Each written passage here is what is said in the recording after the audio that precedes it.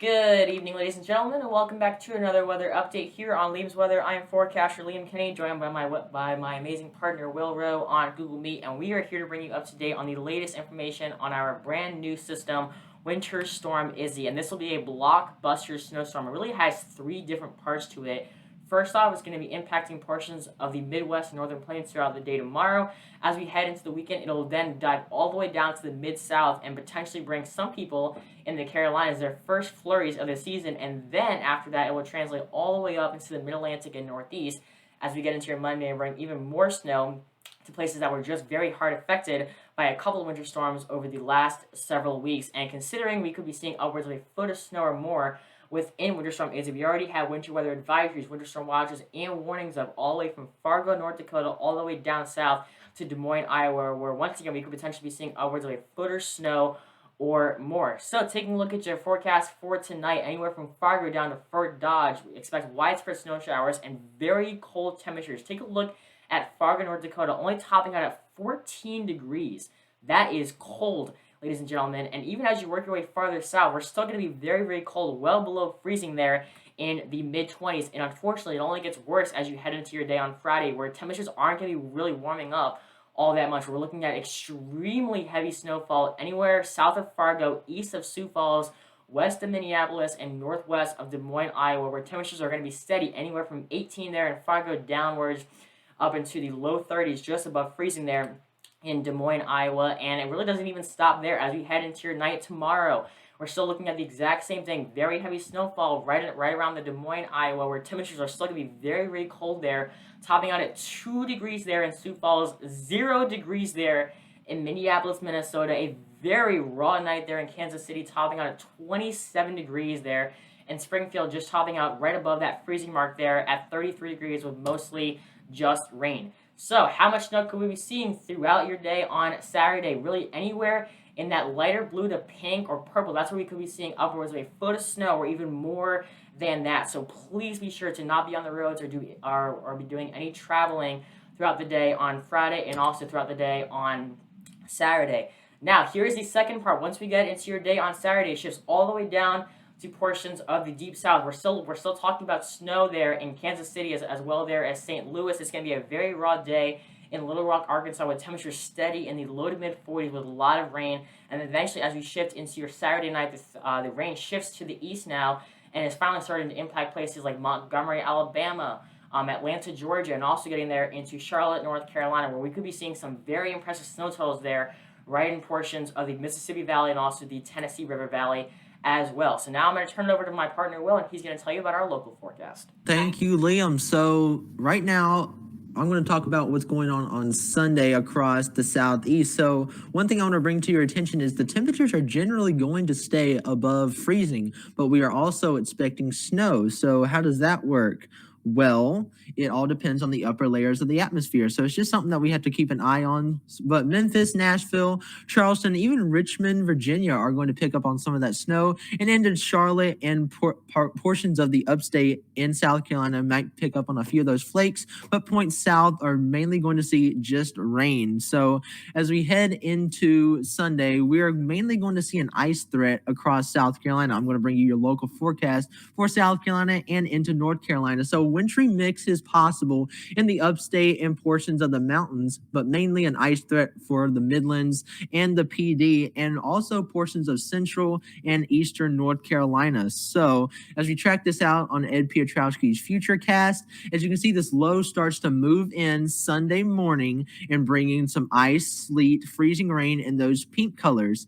And the snow doesn't really move in until Sunday evening, and that's only for the upstate. We're mainly looking at a rain and ice event for South Carolina. So in the pink colors, you are looking at your ice threat, and in the green, you're just looking at heavy rain, maybe 1 to 2 inches of rain.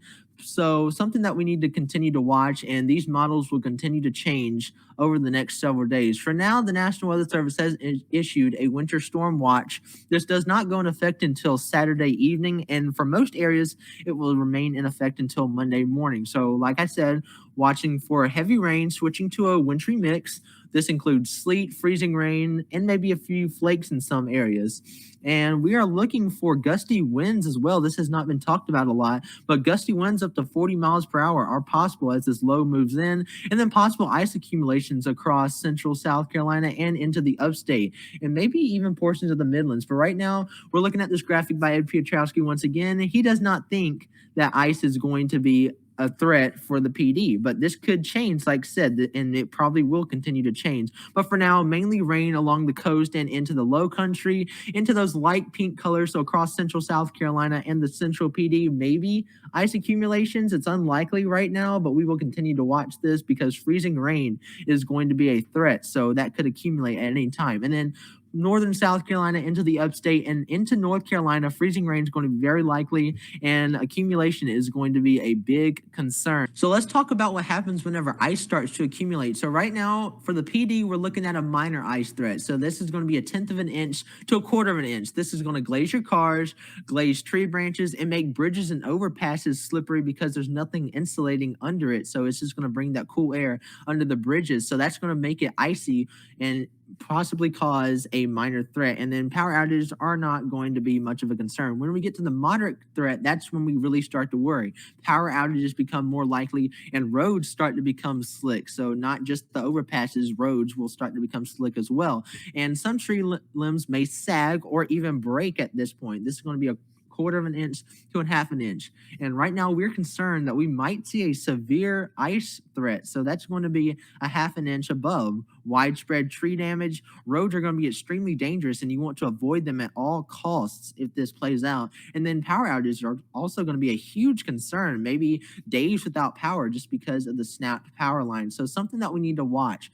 Now let's shift back to the snow threat. So the GFS does think that portion of the upstate closer to the mountains will see over a foot of snow. I'm not buying this right now, especially since this model has been so inconsistent with its readings. I'm not buying it. And this model is going to continue to change, and we'll continue to get more updates about 4 times a day. And I will bring you the latest information as well as Liam. So we'll continue to watch this. In the upstate, inland, it's going to talk about maybe 3 inches of snow and then hardly anything for the Midlands and points east. So that's just something that we need to keep an eye on. The European model shifts it more to the south and east, and it does say that it might pick up about 2 to 3 inches in the Midlands, maybe 5 in portions of the Western Midlands, and then up to a foot in the upstate and 1.5 feet in the Appalachians and Blue Ridge. Not really buying that either. It just seems like a way overestimate. But like I said, we'll continue to update, and me and Liam will bring you the latest information on this. So I'm going to throw it back to him, and he's going to talk to you about what happens after it moves out of the Carolinas. All right, thank you, Will, for that. And unfortunately, as we head into the early portions of next week, it really doesn't stop there. We've only gone through 2 parts. We've now gone through the northern plains in the Midwest, and we've also gone through portions of the deep south. And then eventually, as we head into your night on Sunday, and then eventually into your Monday morning, now we're talking about portions of the Ohio Valley, Kentucky Valley, throughout the Mid-Atlantic, and then eventually upwards into the Northeast and coastal New England. So as we head into your night on Sunday, going all the way from the Big Apple there in New York City, down through Pittsburgh into Cincinnati, we're still talking about snow there, all the way down south into Nashville. Really all across the board here in the Midwest and also into the Mid-Atlantic and Northeast. We're still talking about a serious snow threat. And look at the temperatures. We're only going to be topping out in the 20s there. 22 in Cincinnati, 26 in Pittsburgh, 28 there in the Big Apple. And take a look at that. Just to the southwest of the D.C. area, we have yet another shot of seeing some very heavy ice. And then we're still talking about that very serious rain threat there in eastern portions of North Carolina. So going back to our local area, how much rainfall could we be seeing as far as accumulations go within our particular area? Really anywhere across the board, we're going to be seeing at least 1.5 inches or more, but really anywhere across northeastern South Carolina and then extreme southeastern portions of North Carolina, anywhere around Myrtle Beach up to North Myrtle Beach, and then also up into Cape Hatteras and also Wilmington, North Carolina. We could easily be seeing upwards of 2 inches or even more than that within Winter Storm Izzy.